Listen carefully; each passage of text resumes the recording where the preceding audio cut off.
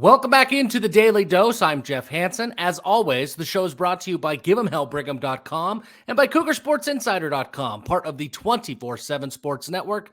Thank you to those of you who have already subscribed to the channel. If you haven't done so yet, hit the subscribe button. Fuel the algorithm with us. Leave a comment, like a video, share a video. Those are the kinds of things that help us impress YouTube and grow this channel. Means a lot to me that you guys are supporting this channel and our growth. Thank you so much, and thank you in advance for your future support.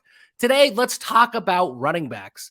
BYU is in a pretty unique situation for BYU. I mean, generally speaking, the Cougars aren't known for having a stable of running backs that they can deploy at any given time and not really miss a beat. Generally speaking, there's one guy, and then there's a bunch of guys who fill in. That's just the way BYU has always operated. Going into 2023, however, BYU has arguably the most talented running back room that BYU has ever had. There are 6 or 7 guys who have in the past or in normal BYU years would have a strong case to make to emerge as a starter. Tyler Algier is gone. Chris Brooks is gone. Jamal Williams is gone. All of the running backs of the last 5, 6, 7 years are gone. So there's not a natural starter in this room. But I think we know how these running back carries are going to be distributed this upcoming season, assuming no injuries or anything like that. When we get into fall camp, you're going to hear Aaron Roderick. You're going to hear Kalani Sitake say things about going with the hot hand or say things that I think they'll be careful not to say committee, but they'll figure out who's got the flow of the game and whoever's doing the best is going to get the reps in those moments. It's not true. There's enough evidence that we have from Aaron Roderick and Kalani Sitake that they like a bell cow running back. They want a guy that's going to get the lion's share of the carries. Now, that doesn't necessarily mean that it's Derrick Henry where nobody else is going to get a carry at all, but there is going to be a guy who is very clearly running back one, and I think we know who that is. So let's take a look at the running back room right now and start to figure out how it looks like those running back reps will be distributed this upcoming season. And if you look at the data and you look at the history from these running backs previously in their careers, it seems pretty obvious how this is going to shake out. Aidan Robbins. Aidan Robbins is the bell cow. Aidan Robbins is the guy who's going to be RB1. He's going to be RB1 on the first day of fall camp. Assuming no injuries, he's going to be RB1 on the last day of fall camp and when BYU kicks off against Sam Houston State. It would be wildly unfair to compare anybody to Derrick Henry because he's such a unicorn of a running back. And he's an NFL star. We're not comparing anybody to Derrick Henry.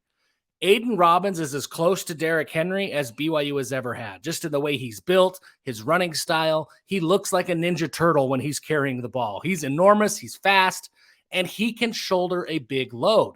At UNLV last year, he had 209 carries. That's Tyler Algier type workload that Aidan Robbins had at UNLV, and I would expect the same type of workload for Aidan Robbins this year at BYU. Behind him, Deion Smith from Colorado. Now, a lot of people have wondered, what is Deion Smith's role going to be? Think back to Lopini Katoa and what Katoa did for BYU. I think that at minimum, that's Deion Smith's role. And at Colorado, that's kind of what he was. I know he was the leading rusher for the Buffs a year ago. The Buffs weren't very good a year ago, so that doesn't mean quite what you think it means on the surface. He was a change of pace guy, and Colorado had to play from behind and play through the air a ton. Deion Smith is an excellent running back, too, for BYU. Last year at Colorado, despite leading the Buffaloes in total rushing yards, he only had 83 carries on the season. So you can see there's a pretty big disparity between Aidan Robbins' 209 at UNLV and Smith's 83 at Colorado. That was his career high in terms of total carries on the year. That's the kind of guy that Deion Smith is, and that's great. That's the kind of guy that BYU needs Deion Smith to be. Lopini Katoa over the past couple of years, 75 carries a year ago, 61 carries in 2021. If Smith can come in and get into that 80 carry range, BYU is going to be sitting really pretty. One thing BYU has to do with the running back, with the rushing game, rather, they've got to replicate what Jaren Hall did on the ground. Jaren Hall had 86 carries a year ago. Some of them were designed runs, some of them were scrambles, but 86 is a lot of rushing, a lot of carries that have to be now distributed throughout the running back room. So if Deion Smith could take some of those and increase maybe a little bit, maybe be a bigger role than Mopini Katoa was, but still certainly less than Aiden Robbins. That's what I'm expecting from Deion Smith. Now behind him, you have a bunch of unproven guys who have talent. LJ Martin is on campus. He's here. The recruit, the high 3-star, 4-star recruit that BYU flipped from Stanford on signing day. LJ Martin is finally in Provo, working out with the players, getting ready to make some noise this season. I don't know how much he's going to play, at least not right off the bat. He's got the talent to make a big impact for BYU, but with Smith and with Robbins in the room, it's going to be tough sledding for Martin to find a steady and consistent workload. I look at him, maybe he's going to finish the season, again, assuming no injuries, which is a false assumption, but let's assume there's no injuries. 30, 35 carries on the year. That's probably what LJ Martin gets. I mean, that's 2 or 3 carries a game. That's probably the workload that he has. And I think that's probably a similar workload for a fellow freshman just off of a mission, Nukuluve Hilu, who from Tooele High School, big running back. A lot of people, AJ Stewart, including AJ Stewart, compared him to a young Harvey Unga coming out of Tooele High School. Obviously, those are big shoes to fill, but that's the kind of potential that BYU's offensive coaches see in Hilu. So between Hilu and Martin as freshmen, yeah, I mean, maybe they combine for 70, 80 carries on the year. They get 3 or 4 a game, maybe.